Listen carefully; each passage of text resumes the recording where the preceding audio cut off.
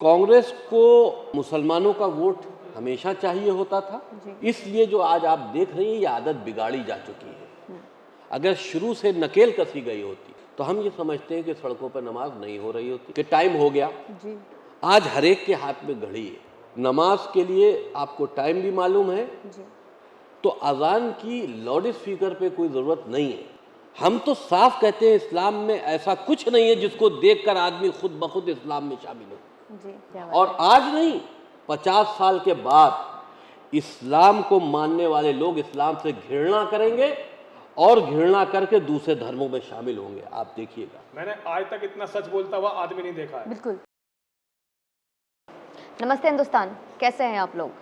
आज जहां पर हूं मैं, आप देख सकते हैं मेरे साथ वसीम रिजवी जी हैं, साथ में स्वामी जी को हर कोई जानते हैं, लेकिन स्वामी जी के बारे में इसे बताऊंगी। इस बार हमारे साथ यति नरसिंहानंद सरस्वती जी के साथ मैं इंट्रोडक्शन करती थी, इस बार मैं यति नरसिंहानंद गिरी जी हैं। अब आप महामंडलेश्वर हो चुके हैं जूना अखाड़ा के। आपका बहुत बहुत धन्यवाद कि आपने हम हिंदुओं के लिए एक संरक्षण बनकर, एक सेनापति बनकर अब आप आगे आए। तो हम हिंदुओं के लिए एक बहुत बहुत बड़ी बधाई है। बहुत बहुत धन्यवाद आपका। बहुत बहुत धन्यवाद जी। वसीम रिजवी जी के बारे में बताऊंगी। ये अभी पहले ये वक्फ बोर्ड के आप चेयरमैन रह चुके हैं और अभी भी आप निर्वाचन सदस्य हैं इसके। सर, सबसे पहला सवाल मेरा आपसे होगा, सबसे पहले मैं आपका अटेंशन लेके जाऊंगी गुड़गांव में, गुड़गांव हरियाणा में। आज हर शुक्रवार को, हर दिन देखा जाए तो वहाँ पे जो मुस्लिम जो नमाज पढ़ते हैं, सड़कों पे पब्लिक प्रॉपर्टीज़ को हड़प कर, कब्जा कर जिसे वो सरकारी प्रॉपर्टीज़ बताकर नमाज सड़कों पे पढ़ा जाता है, उसको लेकर दंगे फसाद बढ़ते जा रहे हैं। जो गैर मुस्लिम हैं, जो हिंदू हैं, उनको जेल में डाला जा रहा है। पुलिस सिक्योरिटीज़ जितनी भी हैं, आज नमाज पढ़ने वालों को सिक्योरिटी दे रहे हैं। पुलिस पूरी तरीके से सुरक्षा दे रही है उनको जो सड़कों पे नमाज पढ़ रही है। यही चुस्ती फुर्ती पुलिस की उस वक्त कहाँ गई थी जब किसान आंदोलन चल रहे थे? तो इसका आप क्या कहेंगे? किस तरीके से, क्या हमारे कुरान में इस तरीके की कोई चीज़ें लिखी गई हैं? अगर मैं देखूँ, आप वक्फ बोर्ड के जुड़े हुए हैं, वक्फ बोर्ड में हमेशा से देखा जाए तो लगभग 6 लाख एकड़ प्लॉट आपके बोर्ड के पास प्रॉपर्टी है। 5 लाख, इंडोनेशिया कहा जाता है, इस्लामिक देश कहे जाते हैं, लेकिन भारत में सबसे ज़्यादा मस्जिद हमारे हिंदुस्तान में है। इतने मस्जिद होने के बावजूद भी 2-2 किलोमीटर, 1-1 किलोमीटर के रेंज में मस्जिद होने के बावजूद भी सड़कों पे नमाज पढ़े जाते हैं। इसके बारे में क्या कहेंगे रिजवी साहब आप? देखिए, किसी भी जायदाद के ऊपर सरकारी हो या गैर सरकारी हो जी, उस पर बगैर इजाज़त नमाज नहीं पढ़ी जा सकती। ये नमाज के रूल्स हैं। अब क्योंकि हिंदुस्तान में मुसलमान अल्पसंख्यक है जी, मुझे हंसी आती है शब्द सुनकर। हाँ, फिर भी सुन के आपको हंसी इसलिए आती है कि हम अल्पसंख्यक की उनको श्रेणी में रखते हैं जी, और इसका वो फ़ायदा उठाते हैं जी। और आज़ादी के बाद से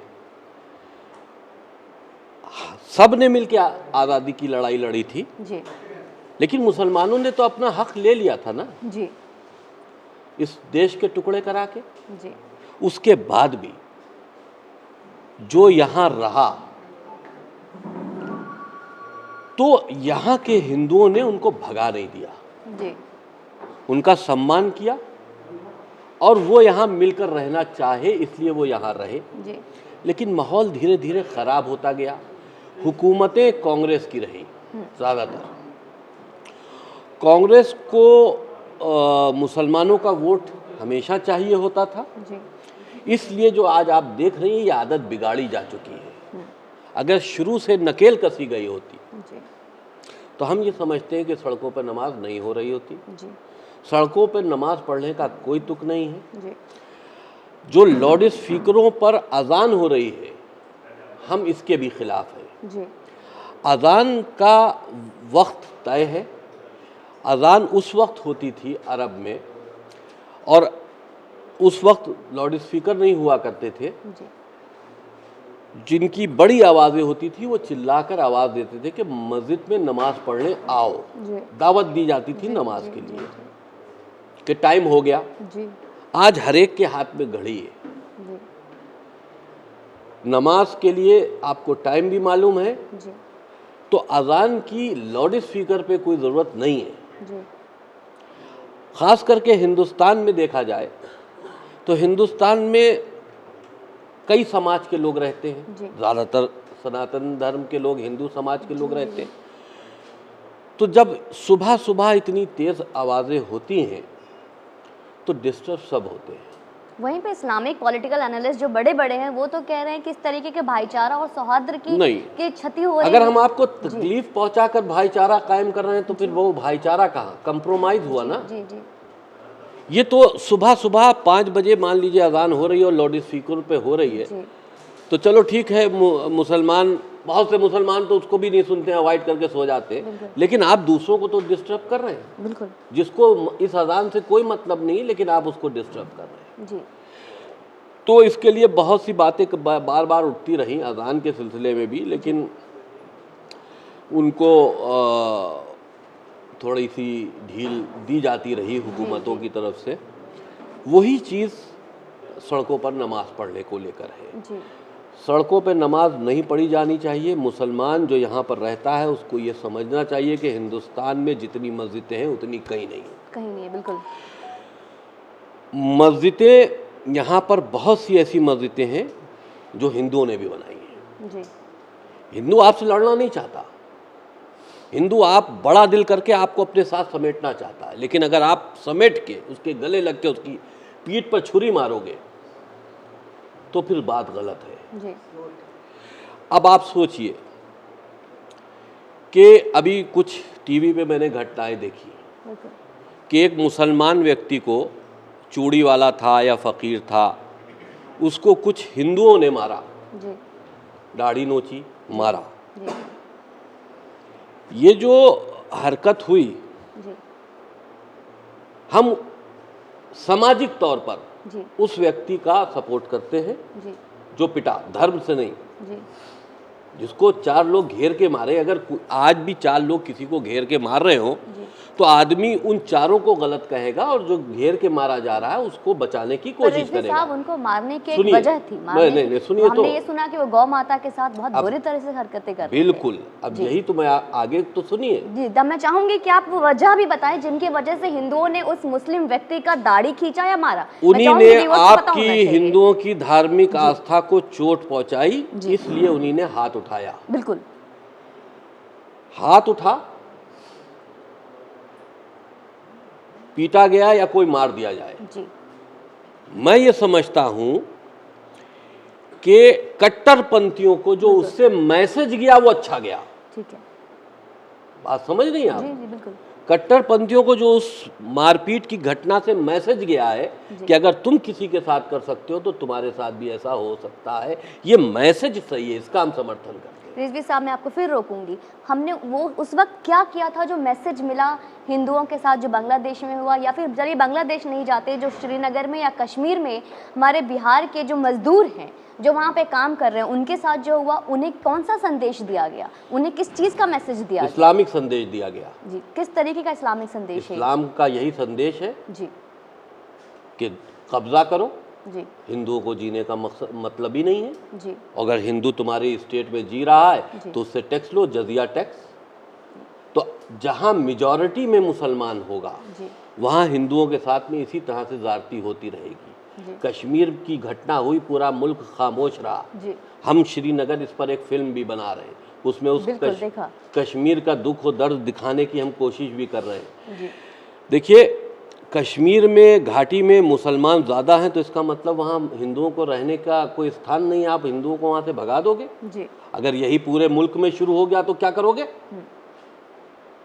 कश्मीर जैसे हालात पूरे मुल्क में शुरू हो गए कि जहाँ मुसलमान कम है वहाँ से हिंदू अगर भगाने लगे तो तुम कहाँ जाओगे? सोचना चाहिए। जी बांग्लादेश में हुआ, अभी वहाँ पंडाल जलाए गए, दुर्गा की पूजा, दुर्गा माता की पूजा आप क्या हो रही थी, उसके पंडाल वगैरह जले।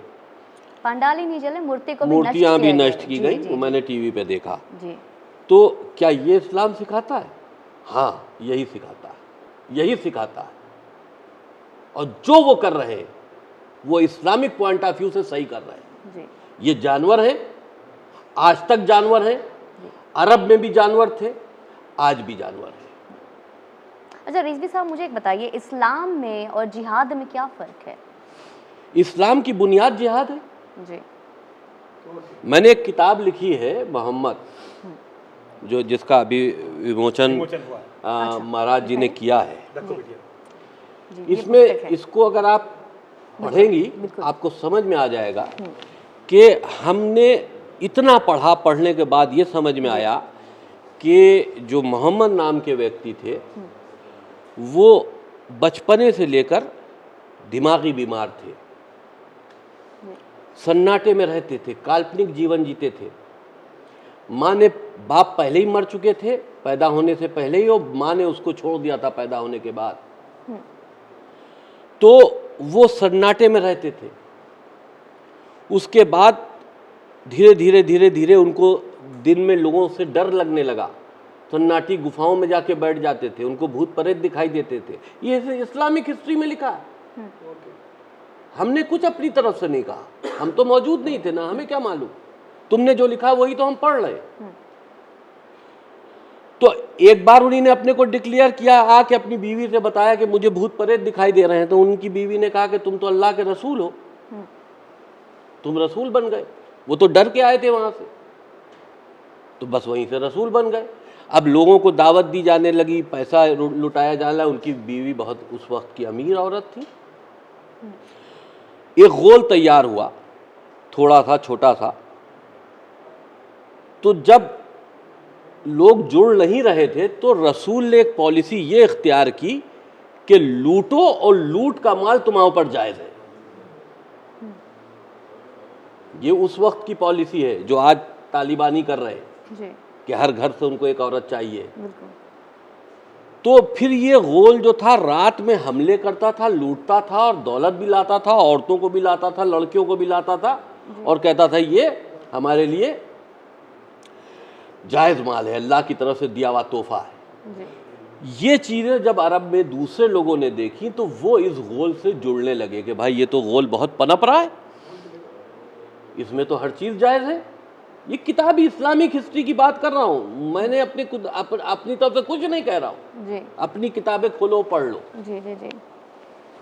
तो जब उन्हीं ने कहा कि सब कुछ जायज़ है तो लोग बढ़ने लगे, एक बड़ी तादाद हो गई। फिर बड़ी बड़ी जंगें होने, पहले छोटी गोरिल्ला जंग होती थी, अब बड़ी बड़ी जंगें होने लगी। जी। जिस कुरान में ये लिखा हो कि सूरज एक चश्मे में डूबता है और दुनिया स्थिर है, दुनिया नहीं घूमती, जी। हर चीज़ घूम रही दुनिया के आगे, तो ऐसी झूठी किताब अल्लाह की किताब कैसे हो सकती है, या उस शक्ति की कैसे हो सकती है? अल्लाह तो तुमने नाम दिया है, उस शक्ति की कैसे हो सकती चलिए है? अब मुझे ये बताइए, रिजवी साहब के माथे पे आज तिलक कैसे? बुराई क्या? हम सम्मान करके आए आपके भगवान का, जी। हम सम्मान करके आए हैं, जी। हम उनकी पूजा करके आए हैं। ये देखिए कलावा भी है, जी। इसमें क्या है? मैं नीम सारण गया था। जी। रिजवी साहब, सवाल थोड़ा कड़वा है, लेकिन ये कलावा और तिलक के जालसे में आके, झलावे में आके लव जिहाद जैसी चीज़ें होती हैं, और इसी का सहारा लेकर हमारी बहन बेटियों को परेशान किया जाता है और लव जिहाद का शिकार बनाया जाता है। मुसलमानों में एक सोच है जी। कि हम जितने हिंदुओं को जी। मुसलमान कर लेंगे जी। उतनी जन्नत में जगह बनाएंगे। जी। तो जन्नत में अगर जगह बनानी है जी। तो एक आदमी को मुसलमान हमें कर लेना चाहिए। जी। अब जिस झांसे से भी करो। जी। हम तो साफ कहते हैं इस्लाम में ऐसा कुछ नहीं है जिसको देखकर आदमी खुद ब खुद इस्लाम में शामिल हो। जी। वो कोई ना कोई झांसे में आकर या जोर दबाव में या किसी मजबूरी से इस्लाम को इख्तियार करता है, जी। तलवार की नोक पर करता है। हिंदुस्तान का इतिहास गवाह है, बिल्कुल गवाह है। जी। तो जो लव जिहाद है जी।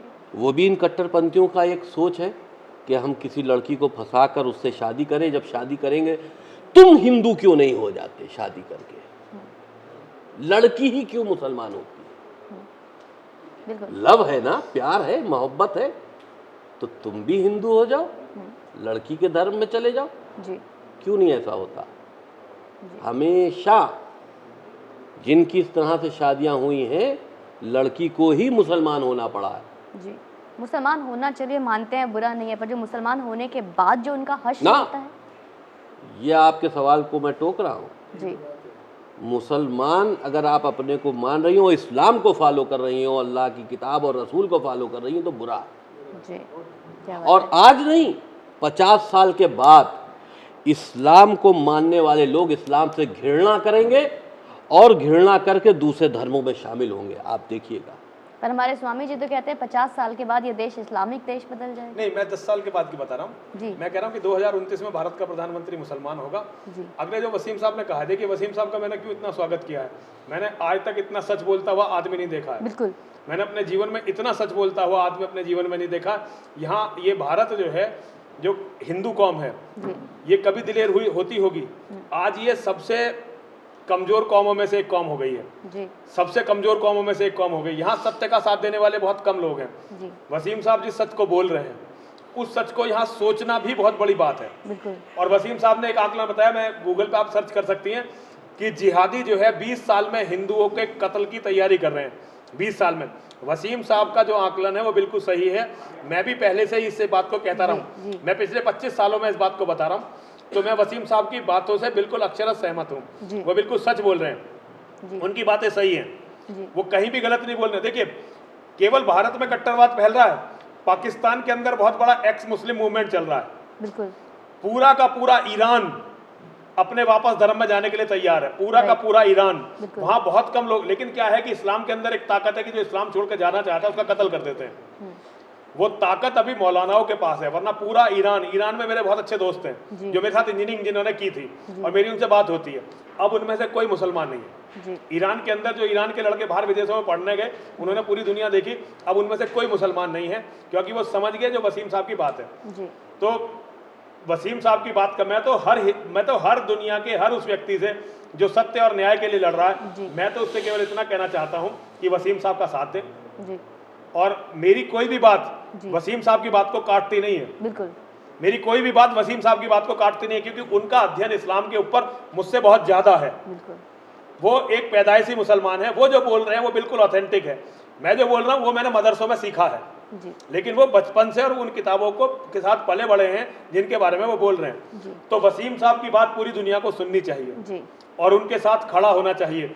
कम से कम मैं हिंदुओं से तो ये उम्मीद करता हूं कि वो वसीम साहब के साथ खड़े हों। रिजवी साहब, इस बार उत्तर प्रदेश के जो चुनाव होने वाले हैं, 2022 विधानसभा चुनाव, कैसे देखते हैं इसको आप? देखिए, हम लोग जिस मिशन को लेकर चल रहे हैं वो राजनीतिक मुद्दा नहीं है। जी नहीं, माना राजनीतिक मुद्दा नहीं है, पर जिस तरीके क्योंकि से ये कल मनाए गए। हिंदुस्तान में जो इस्लामिक वो जड़ें जी मजबूत हो रही हैं कि जो जहरीले पेड़ हैं जी जो बर्बाद कर देंगे हिंदुस्तान को। जी, पर कैसे कह हम लोग, सकते हैं? हम जी, हैं, जी, स्वामी जी हैं, जी हम लोगों का मिशन सिर्फ ये है कि हिंदुस्तान को बचाओ, रिजवी साहब, हिंदुओं को बचाओ। माना माना जी जी जी बिल्कुल, मैं आपको रोक रही हूँ क्योंकि मैं ये लेकिन आपने मैं बोला नहीं रोक रहा राजनीतिक हूँ। मिशन। मैं नहीं रोक जी रहा जी हूँ। जी बोलिए। जी हिंदुस्तान को बचाओ, जी। हिंदुओं को बचाओ। हिंदुओं को क्यों बचाओ? क्योंकि ये जो दरिंदे हैं जी ये कत्ल आम की साजिश किए बैठे हैं। जी 20 साल का टाइम इन्होंने दिया, बिल्कुल सही दिया है। जी कोई ना कोई बड़ा, जिस तरह से मूवमेंट चल रहा है, कोई ना कोई बड़ा कांड ये लोग कर सकते हैं, जी। कश्मीर जैसा। जी जी ठीक है। जी तो जहाँ तक के हिंदुओं की बात की जाए, जी हिंदुओं को बार बार टारगेट किया जाता है। असदुद्दीन ओवैसी कहता है, जी अकबरुद्दीन ओवैसी कहता है 15 मिनट के लिए पुलिस हटाओ, जी हम देख लेंगे। जी क्यों कहता है? कुरान में लिखा है जी 10 आदमी 100 के बराबर। जी अगर आप 10 हो तो 100 के बराबर हो, जी तो जोड़ लो। हिंदुस्तान में मुसलमान जो है वो हिंदुओं से ज़्यादा है फिर, जी जी जी तो ये तभी तो कहता है।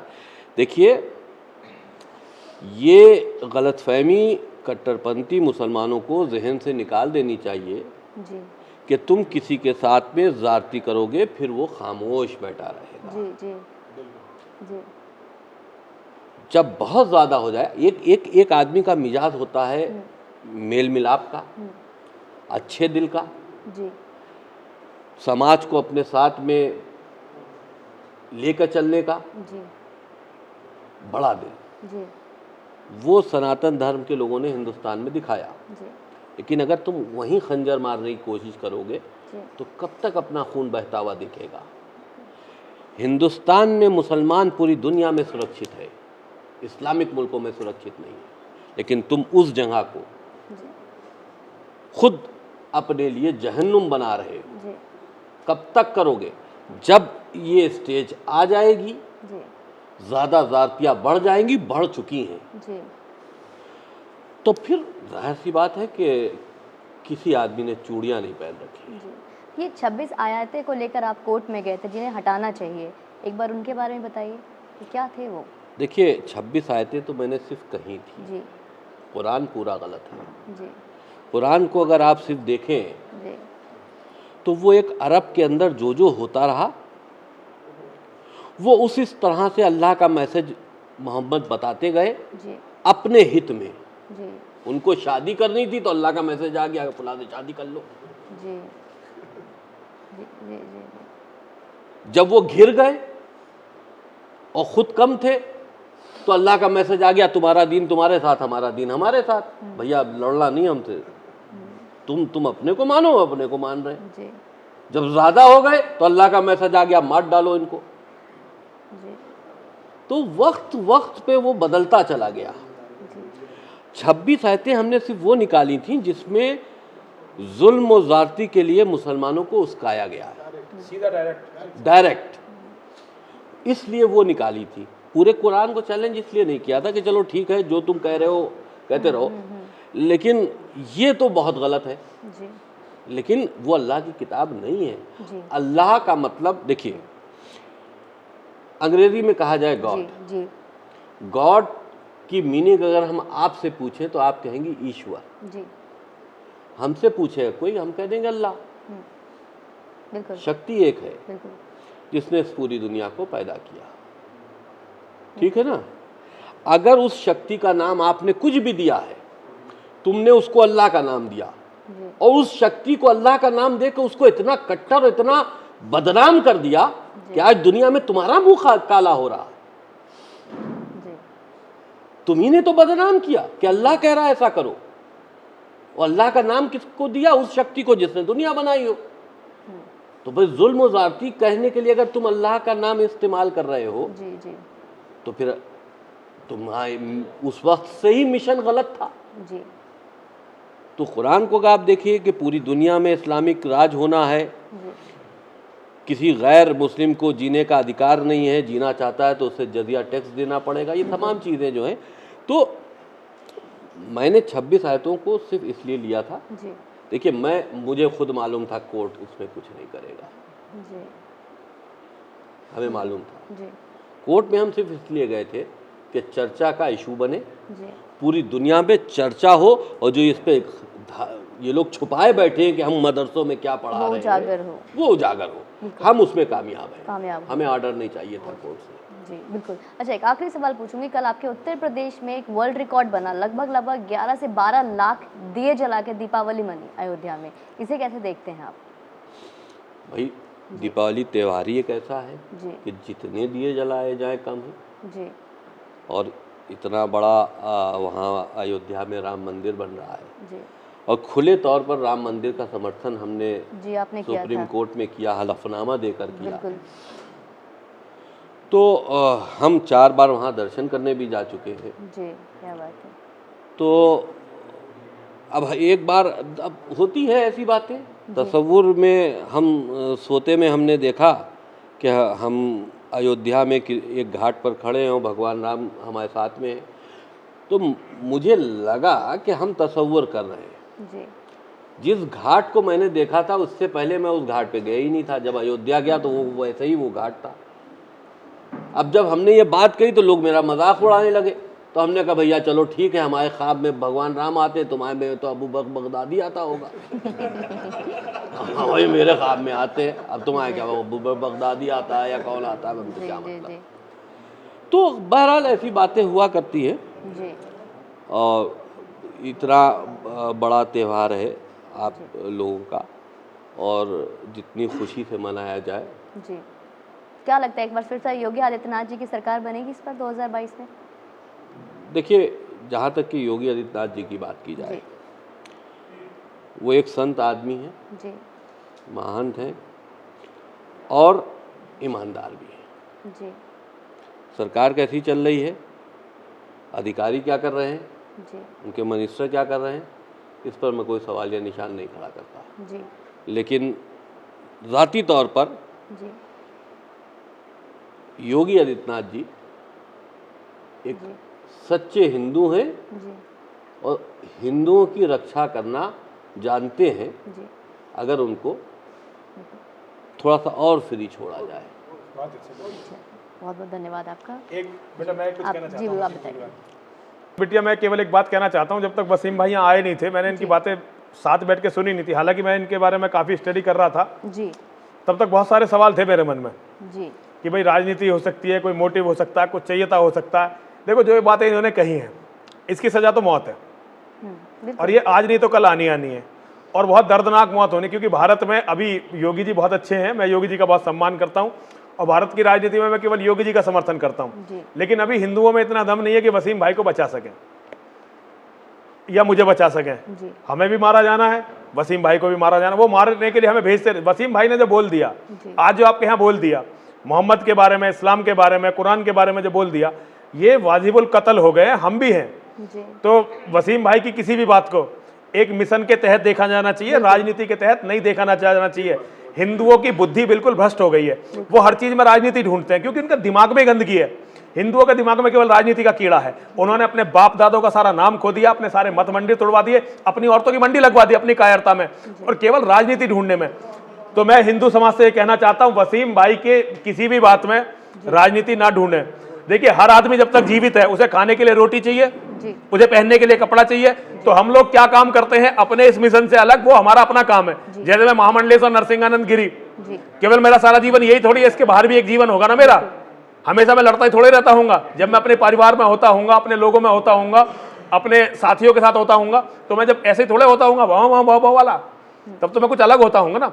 तो वसीम भाई जो करते होंगे, उनके बहुत सारे काम भी होंगे, व्यापार भी होंगे, बड़े व्यक्ति हैं वो एक हस्ती हैं भारत में। तो उनके हर बात को अब उन्हें सरवाइव भी करना है, उन्हें जीवित भी रहना है। तो जीवित रहना हिंदुस्तान में एक इतनी बड़ी बात कहने के, इतने बड़े मिशन के सिपाही का हिंदुस्तान में जीवित रहना, ये कोई मजाक बात नहीं है, ये बहुत बड़ी दिलेरी की बात है। और दिलेर लोग ही दिलेरों की इज्जत कर सकते हैं, जो कायर होते हैं वो हमेशा दिलेरों पर शक करते हैं। लेकिन मैं वसीम भाई के इस मिशन का बहुत बहुत स्वागत करता हूं, और हिंदुओं से कहना चाहता हूं, एक आवाज जो तुम्हारे पक्ष में उठी है और बिल्कुल निष्पक्ष और सत्य आवाज उठी है, उसका सम्मान करो। आपने बड़े बड़े पाखंडियों का, बड़े बड़े ढोंगियों का, गांधी जैसे लोगों का, नेहरू जैसे लोगों का सम्मान किया है इस देश ने।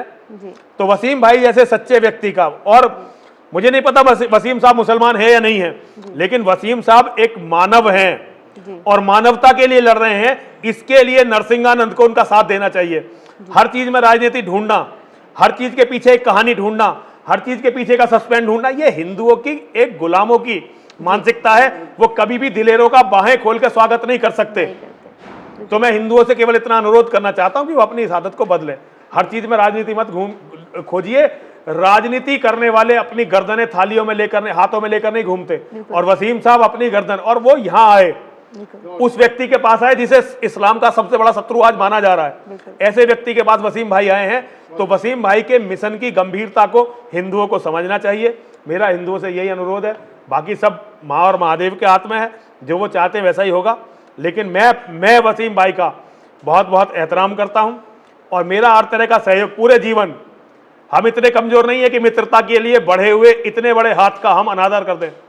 अगर वसीम भाई अपने आप यहाँ आए हैं, तो पूरे जीवन में वसीम भाई को कभी हमारी जरूरत पड़ेगी, हम वसीम भाई के साथ होंगे। जी जयकारे वीर बजरंगी। बहुत बहुत धन्यवाद आपका।